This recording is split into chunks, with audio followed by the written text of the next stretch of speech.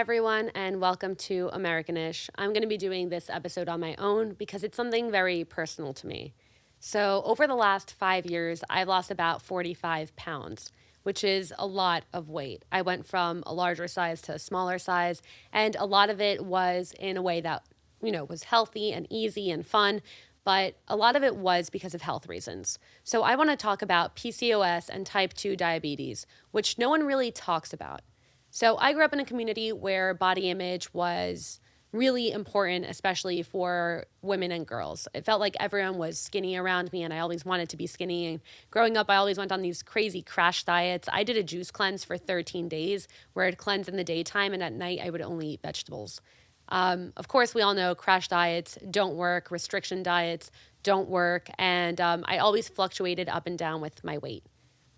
In college, I went through some really stressful times. You can check out episode 2 of season 1 if you want to know more. Sorry, episode 3 of season 1. But when I was so stressed, I would stress eat. I would eat a ton of food, specifically cheese and fatty foods. And I found myself gaining a lot of weight. After a while, I stopped menstruating for a couple of months, and I went to a doctor who saw my insulin levels were off the charts. They did a couple of ultrasounds, and they saw I had PCOS, which is polycystic ovary syndrome.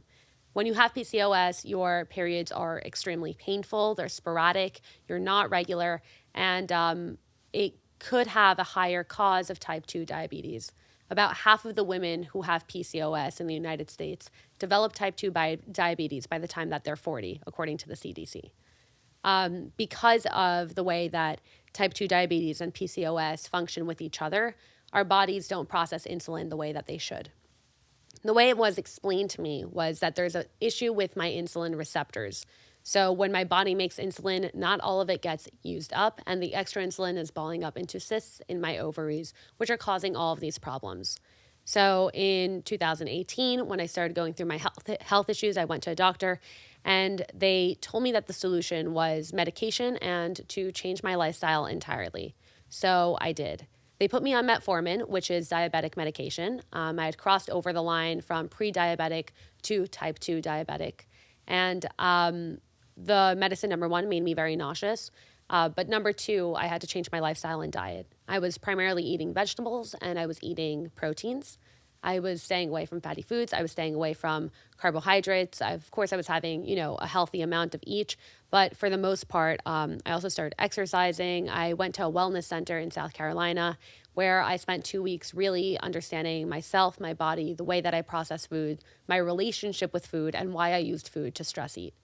That put me on the path to losing a healthy amount of weight. And I got back to a healthy weight. I started, getting back on track. Everything was back the way that it should have been for a couple of years.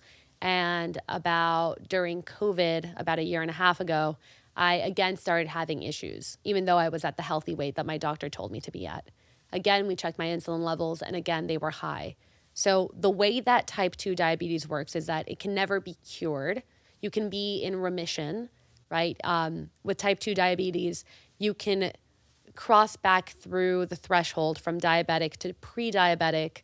But unfortunately, at least for me, I'll continue to be insulin resistant, which means my body, again, will never, process insulin the way that it should. So after speaking to my doctors, they wanted to raise my metformin dose to 3 pills a day, which means I'd be taking 21 pills in a week. And, at 25 years old, that's not really something I wanted. It's something that felt like it was too much for me. So I spoke to my doctor about other options, and he recommended Ozempic, which is a once-a-week injection. Ozempic, I'll tell you straight up, made me lose a lot of weight, but I would not wish it on anyone. It made me extremely nauseous. There were days where I would drink a coconut water, and I couldn't even finish it. I would drink about half a coconut water, and that would be my meal for the day. I was in Miami, I was with my family, I was with my aunt, and, we'd be walking, and at one point I would just feel like I'd start to faint. And she would ask me what I ate that day, and I'd say, well, I had some coconut water in the morning. And they would try to feed me, and I couldn't. And it's crazy going from binge eating and having this horrible relationship to food where it's the only thing that brought me comfort to suddenly not even being able to keep a meal down. So I spoke to my doctor about adjusting that dosage too. So I do post before and after photos, but It's not like, I just woke up one morning and said, let me be healthy, right? I had to have that push, which was very unfortunate. I had that medical issue, and through the medical issues, I realized that I had to get back to a healthy weight. Now, of course, there's a lot of issues in our society at large when it comes to fat phobia, when it comes to body issues, when it comes to body standards, beauty standards. But I will say, as someone who now is 45 pounds down and who's now keeping her body healthy the way that it should function, I wish that I didn't cross that threshold in the first place, because once you cross the threshold from pre-diabetes to diabetes, the health problems travel with you everywhere you go.